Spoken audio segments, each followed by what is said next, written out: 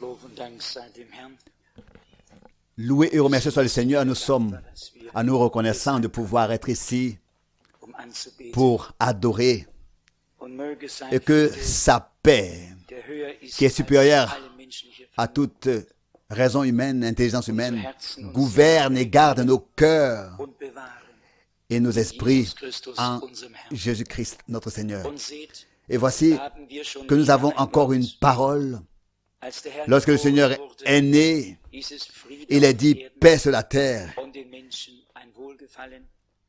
Und später dans les hommes de son bon plaisir. Et plus tard, il est dit ici paix und den Namen à ceux qui sont loin et à ceux qui sont proches par Jésus-Christ notre Seigneur. und er sagt, Et selbst sagt, il dit lui-même, dünkt nicht, ne croyez pas ich bin gekommen, que je sois venu um Frieden zu apporter la paix. Ich bin gekommen, Je suis das venu Schild zu bringen. apporter l'épée. Zwei gegen Deux und contre trois et etc. Vous connaissez toutes ces écritures dans une même famille. Donc, quand on lit la Bible, il faut toujours comprendre à qui Dieu s'adresse-t-il.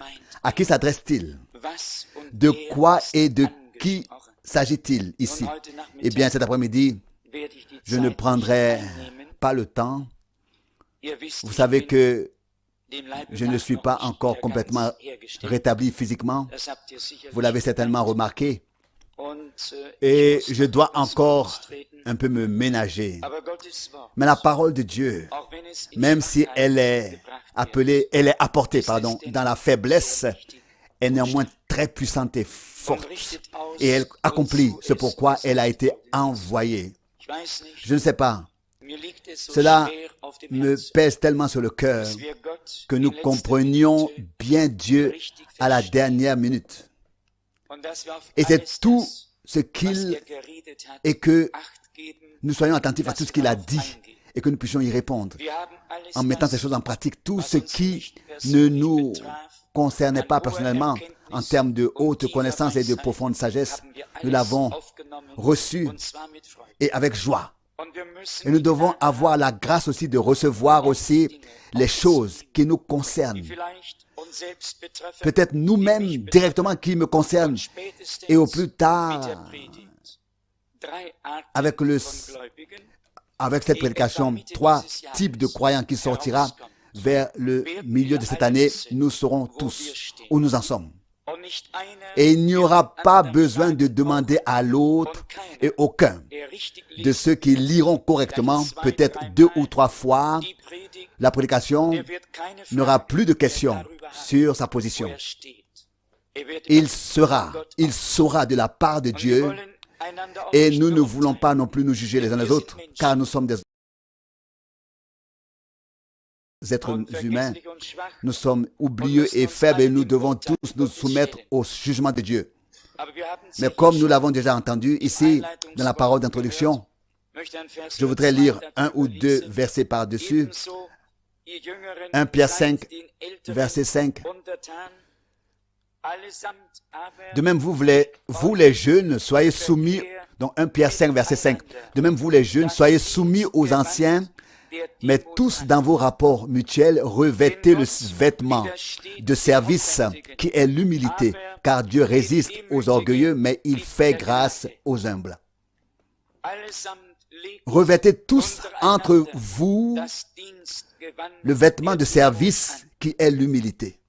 Ihr wisst, Vous wenn savez einer que zur lorsque Arbeit quelqu'un geht, va au travail, er sieht sich dem il entsprechend s'habille en an. conséquence. Und in der Et Gemeinde dans ist l'église, es die Demut. c'est l'humilité que Und nous die devons Demut beugt sich revêtir. unter Et alles, l'humilité se ja, unter plie die à tout, gewaltige oui, Hand sous la Gottes. main puissante de Dieu. Dann heißt es, Alors il est dit ici, Gott Dieu widersteht résiste den aux orgueilleux, aber dem mais il fait grâce aux humbles. La deuxième partie du verset 5. demütigt euch Humiliez-vous donc, maintenant le verset unter 6, die gewaltige Hand. sous la puissante main de Dieu. Wer sich nicht unter Celui die qui ne Hand s'humilie Gottes pas freiwillig volontairement demütigt, sous la main wird sich unter die de Hand Dieu des Feindes sera humilié sous la main, devra Wir können s'humilier nur sous entweder la auf der main de einen l'ennemi. oder Nous ne anderen pouvons pas Seite stehen, être, einen nous Mittelweg pouvons être que wird es d'un nicht côté geben. ou de l'autre. Il Man n'y wird aura nicht auf plus de beiden voie Seiten hinken können, sondern Gott des wird deux schon côtés en même temps. Gnade Non, non, schenken, on ne pourra pas dass wir boiter uns auf seine des deux Seite côtés, mais stellen. Dieu nous fera déjà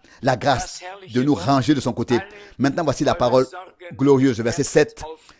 et déchargez-vous sur lui de tous vos soucis, car lui-même prend soin de vous. C'est une parole très difficile, ou peut-être pas une parole difficile, mais le maniement de cette chose est très très difficile. Le plus souvent, nous voulons nous aider nous-mêmes, maîtriser nos propres soucis, résoudre nos problèmes. Et plus nous voulons résoudre et maîtriser, plus il y a de problèmes, puis il y a de besoins. Mais si nous pouvions apprendre à remettre, à nous décharger de nos soucis sur lui, qui a pris soin de nous, si je pouvais apprendre cela, et si nous pouvions tous l'apprendre, alors nous serions certainement aidés. Rejetez sur lui tous vos soucis, car il prend soin de vous. Déchargez-vous sur lui. Cette parole aussi a sa raison d'être. Permettez-moi de lire tout de suite 2 Pierre 1, 3. Je ne veux pas m'allonger ni prêcher, mais seulement lire brièvement ces passages de l'Écriture. 2 Pierre 1, verset 3. Sa divine puissance, en effet, nous a donné tout ce qui est nécessaire à la vie et à la piété par la connaissance de celui qui nous a appelés par sa propre gloire et sa propre vertu. C'est par elle qu'il nous a donné, en nous assurant de sa part, les plus grandes promesses précieuses et extrêmement importantes, afin que par elle, nous échappions, vous échappiez à la corruption qui règne dans le monde par suite de la convoitise des sens, et que vous deveniez participants de la nature divine. C'est là aussi une parole très importante. Lorsque nous sommes nés de nouveau et que nous portons la vie de Dieu en nous, nous devenons ainsi participants de la nature divine elle-même. Et il est dit ensuite au verset 5, c'est pourquoi il faut aussi que vous mettiez tout votre zèle. Donc, que vous devez faire preuve de tout votre zèle. Donc, ne pas se contenter de laisser traîner les choses, ne pas penser qu'elles viennent d'elles-mêmes, mais avec toute l'ardeur possible, joindre à votre foi la vertu, à la vertu la connaissance, à la connaissance la maîtrise de soi, à la maîtrise de soi la persévérance, à la persévérance la béatitude divine, à la béatitude divine l'amour fraternel, à l'amour fraternel l'amour pour tous les hommes, avec toute l'ardeur possible. Cela ne nous est pas donné en dormant, ni en baissant les bras, mais en comprenant la nécessité de ces choses et en nous présentant devant la face de Dieu et en disant, Seigneur, nous voulons nous subsister devant toi, nous voulons que tout ce que tu as promis dans ta parole, nous voulons l'avoir. Donne-nous cela par grâce. Et alors Dieu répondra avec certitude et nous donnera ce dont nous avons besoin. Au verset 8, il est écrit, car en effet, si ces qualités existent en vous, s'accroissent et y abondent continuellement, elles ne vous laissent pas pour ce qui est de la connaissance de notre Seigneur Jésus-Christ, sans rien faire et sans porter de fruits. Au contraire, celui en qui ces qualités n'existent pas est aveugle. Il ne voit pas de loin et il a mis en oubli la purification de ses anciens péchés. C'est pourquoi, frères, appliquez-vous avec d'autant plus de zèle à affermir votre appel et votre élection, car si vous faites cela, vous ne tomberez jamais. C'est ainsi en effet que l'entrée dans le royaume éternel de notre Seigneur et Sauveur Jésus-Christ vous sera pleinement et richement accordé. Si cette nature divine et ses attributs divins peuvent être manifestés dans notre vie, alors l'entrée dans le royaume éternel nous sera accordée et nous pourrons avancer sans souci et sans crainte vers ce jour du retour de Jésus-Christ. Et pas seulement cela, mais avec joie. Mais celui qui manque, à qui ses qualités manquent, ses attributs. Il nous est dit ici qu'il est myope, il est aveugle, il ne voit pas de loin. Et vous savez que ce n'est pas bon. Déjà, pas dans le domaine terrestre et encore moins dans le domaine spirituel. Il faut donc, il y a deux choses ici. Celui au contraire, dans lequel ses qualités manquent, donc dans lequel elles n'existent pas, cet homme est aveugle. Il ne voit pas de loin. Ce sont deux choses. L'un est aveugle, donc il ne voit pas de très très loin. Peut-être il ne voit que devant lui. Il faut savoir, il faut avoir une vue d'ensemble et une vision globale de ce que Dieu nous a préparé réellement et accompli pour nous. La parole. Donc, avant de lire brièvement l'Apocalypse, je voudrais relire cette parole de Jean 9 que nous avons lue il y a quelque temps, car ce qui compte, c'est de bien comprendre la parole de Dieu en toutes choses. Pas seulement, et cela pas selon ta compréhension ou la mienne, mais comme Dieu voudrait qu'on la comprenne. Ici, dans l'évangile de Jean, au chapitre 8, verset 42 et 43.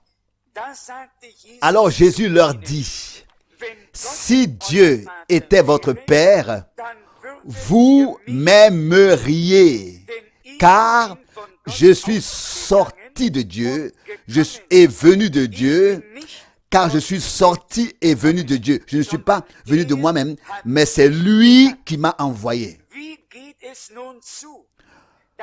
Comment donc se fait-il que vous ne compreniez pas ma façon de parler? Parce que vous n'êtes pas capable d'écouter même ce que mes paroles disent. Voilà tout le problème. Les scribes sont venus pour entendre Jésus, mais ils ont forgé leur propre réponse pendant qu'il parlait. Ils n'ont pas voulu écouter, mais dans leur cœur, il y avait quelque chose de complètement différent. Ils avaient déjà établi leur position ou leur attitude à son égard. Et le Seigneur dit, vous n'êtes pas du tout en mesure de comprendre la nature de mon discours parce que vous n'êtes pas prêt à écouter ce que disent mes paroles. Il y a effectivement des gens dans ce temps, et frère Branham ne cesse de dire, Dieu prend les méchants et les bons, mais l'esprit mauvais et l'esprit bon restent sur la terre. Il reprend les uns et les autres, mais l'esprit reste. Il est soit dans les uns, soit dans les autres. Dieu ne prend que les hommes, mais l'esprit qui était en eux reste sur terre. C'est là que réside l'un des plus grands problèmes. Celui qui n'est pas prêt à écouter de tout son cœur, au pied de Jésus, son discours en silence, n'arrivera jamais à la connaissance de la vérité. Au contraire, il aura, c'est vrai, entendu, et cela aussi a déjà été dit dans la parole d'introduction, que celui qui a des oreilles pour entendre. Tous les hommes ont des oreilles, au nombre même de 2. Mais qui peut entendre? Seulement celui à qui Dieu ouvre l'ouïe spirituelle, l'oreille, oui, le cœur, pour ne pas seulement percevoir quelque chose de manière acoustique, mais pour recevoir une révélation par l'Esprit et reconnaître quel grand privilège c'est d'être assis aux pieds de Jésus, de pouvoir entendre sa parole claire, qu'il puisse nous parler et que nous avons pu reconnaître l'époque dans laquelle nous vivons. Il y a suffisamment de choses pour lesquelles nous pouvons être reconnaissants. Et nous, qui avons entendu depuis le début, ne devrions-nous pas entendre jusqu'à la fin? Vous savez que lorsque le Seigneur Jésus a marché sur la terre, il y avait d'abord 12, puis 70 ou bien 70, puis de très grandes foules. Mais qui l'a compris? Qui a écouté réellement ce qu'il disait? Qui l'a observé? Qui l'a mis en pratique? Écoutez. Et la parole qui se trouve 7 fois dans Apocalypse 2 et 3 est adressée aux vainqueurs. Pas en général à l'Église, mais à chaque fois, toujours à nouveau aux vainqueurs. Nous pouvons très bien le constater dans chacune des écrits adressés aux églises. Chapitre 2, Apocalypse, puis le verset 7. Apocalypse 2, verset 7. Que celui qui a des oreilles écoute ce que l'Esprit dit aux églises. À celui qui vaincra, je donnerai à manger de l'arbre de vie qui est dans le paradis de Dieu. Qui est celui qui vaincra? Seulement celui qui a des oreilles pour écouter ce que l'Esprit a dit aux églises. Voilà ce qui en est. Il est dit en général à l'ange écrit, à l'ange de l'église d'Éphèse. Ainsi parle celui qui tient fermement les 7 étoiles dans sa main droite. Ça, c'est le verset 20 d'Apocalypse 1. Et vous savez que si nous allons au chapitre 1, il est écrit au dernier verset, les 7 églises et les 7 chandeliers. Et avant cela, les 7 étoiles sont les anges des 7 églises et les 7 chandeliers sont les 7 églises. Dieu parla ou donna le message à l'ange de l'église et celui-ci l'apporta ensuite au peuple de Dieu. Et puis, il y avait aussi des appelés et des élus dans chaque âge. Et ceux qui étaient élus, ce sont ceux-là qui ont écouté. Non seulement depuis le début, mais jusqu'à la fin, ils ont écouté. Non seulement les choses simples, mais aussi les choses les plus difficiles.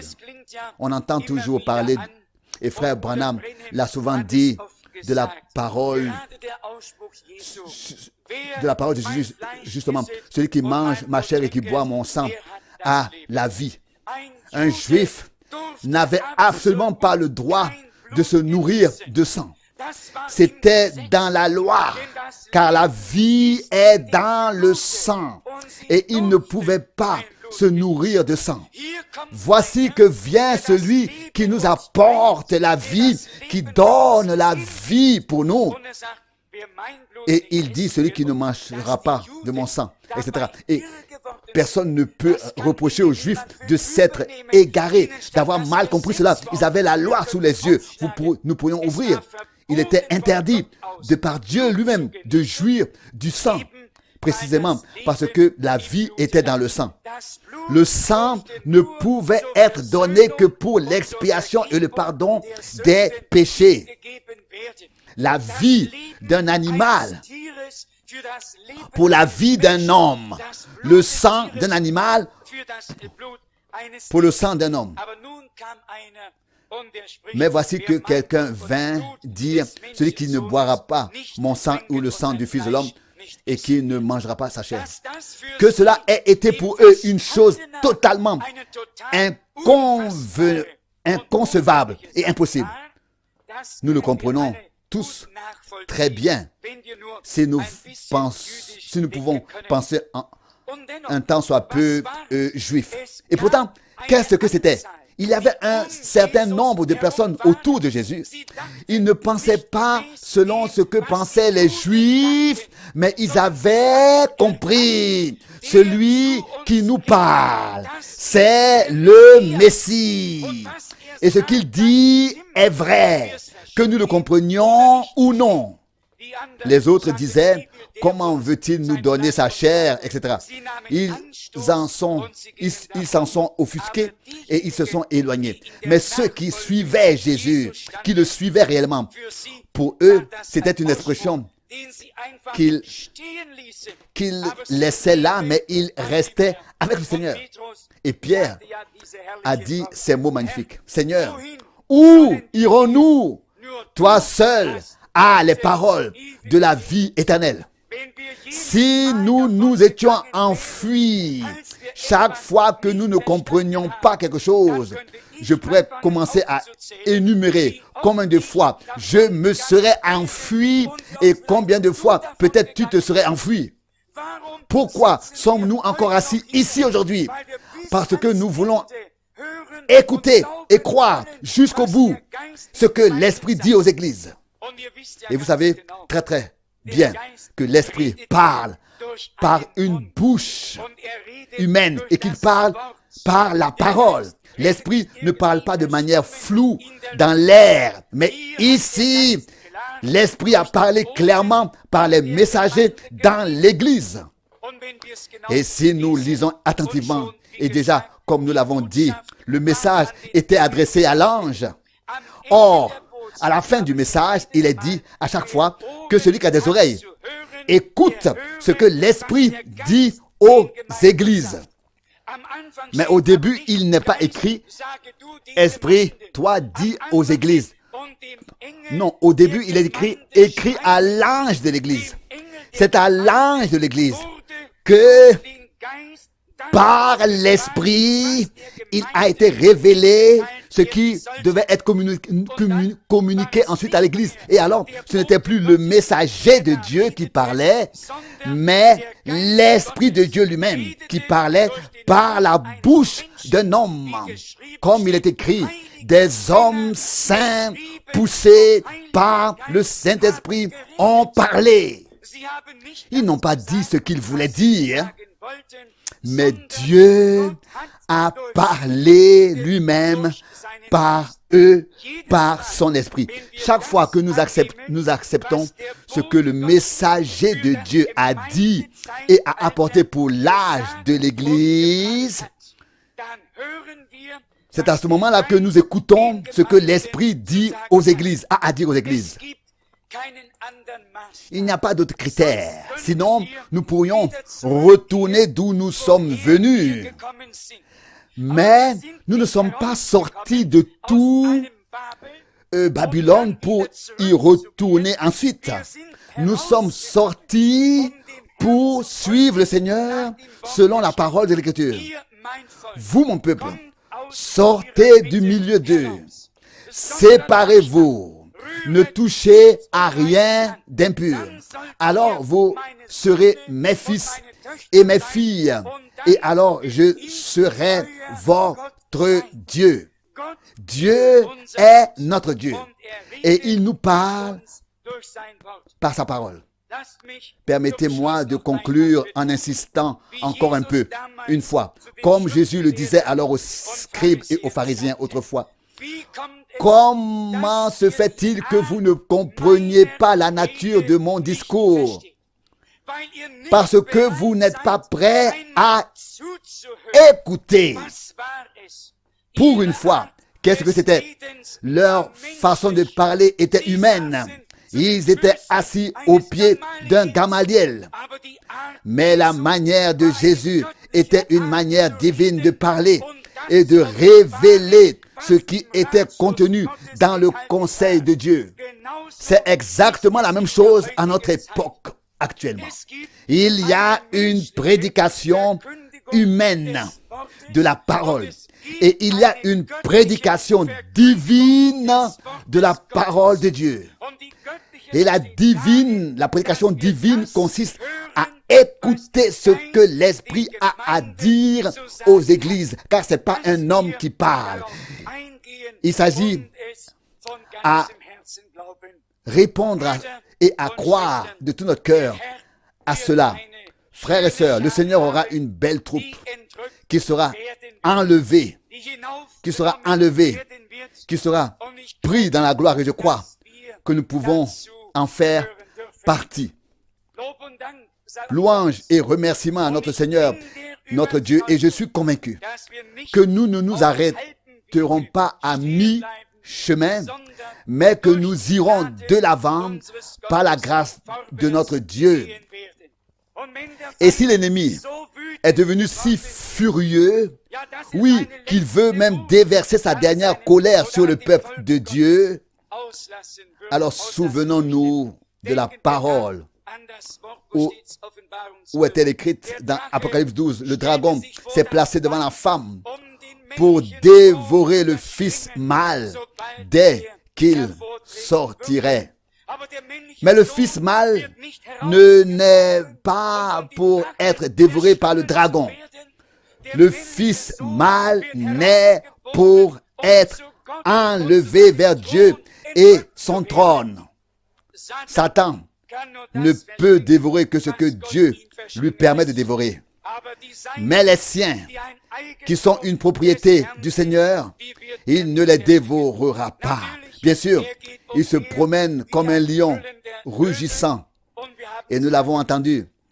Nous devons être sourds à ce que rugit Satan, mais être ouverts et avoir une bonne oui pour ce que dit le Seigneur. Donc une bonne oreille pour ce que dit le Seigneur. Et c'est là que nous avons la merveilleuse comparaison avec l'ouverture des 7 sceaux. Jean a vu un agneau et c'était en même temps le lion de la tribu de Juda. Voici le lion de la tribu de Juda a vaincu. Ainsi, notre Seigneur prononce le dernier mot. Et si l'ennemi rôde comme un lion rugissant, une chose est certaine.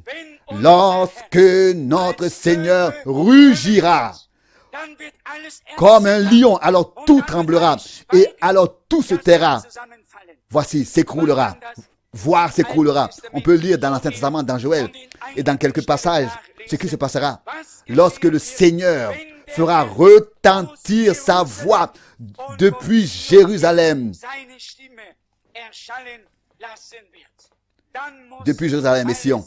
Alors tout le reste doit se taire.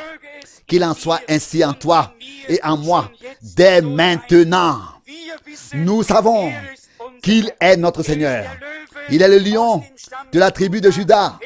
Il a vaincu pour prendre le livre, pour en défaire les sceaux, pour en révéler le contenu. Heureux celui qui peut écouter et qui peut croire ce qui a été révélé. Et à qui a-t-il été révélé? Aux porte-paroles de Dieu. Et quand tu l'as entendu, toi et moi, et quand tu l'as écouté réellement, cela a mis le feu dans ton cœur et dans le mien. Et il y avait quelque chose, un écho, une résonance. Et nous savions, c'est là que Dieu nous a parlé. C'est là que Dieu nous parle. C'est ici que Dieu nous parle. Et nous pouvons le recevoir, l'accueillir, l'accepter et le croire de tout notre cœur. Que celui qui a des oreilles pour écouter, qu'il écoute ce que l'Esprit dit aux églises. Celui qui vaincra aura la promesse qu'il ne verra pas la seconde mort, etc. À chaque âge d'église, une autre promesse est faite. Mais collectivement, tous les vainqueurs de toutes les époques auront part à toutes les promesses que le Seigneur leur a faites, eux qui ont vaincu. Comment ont-ils vaincu? Par ta puissance ou par la mienne? Non, ils ont vaincu par le sang de l'agneau et à cause de la parole de leur témoignage. Apocalypse 12, verset 11. Ce n'est pas ta parole, ce n'est pas ma parole, c'est la parole révélée de Dieu qui est devenue ton témoignage et mon témoignage. As-tu ton propre témoignage? Ai-je mon propre témoignage? Ou bien est-ce que la parole révélée de Dieu est-elle devenue ton témoignage et le mien? Puisse le Seigneur garder dans ton cœur et dans le mien ce qui a été médité ce week-end. Puisse-t-il nous faire prendre conscience de la gravité du sérieux de son discours, de sa parole. Et permettez-moi de conclure.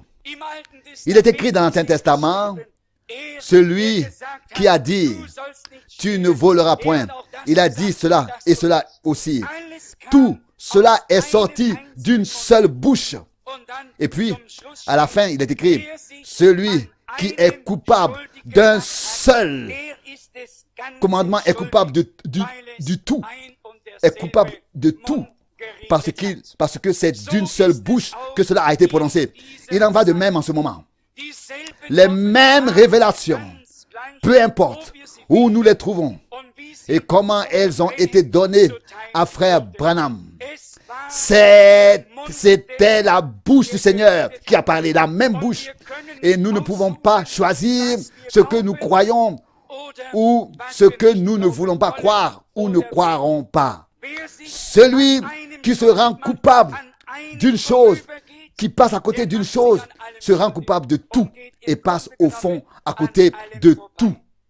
Car le même Seigneur a parlé dès le début et cela jusqu'à la fin.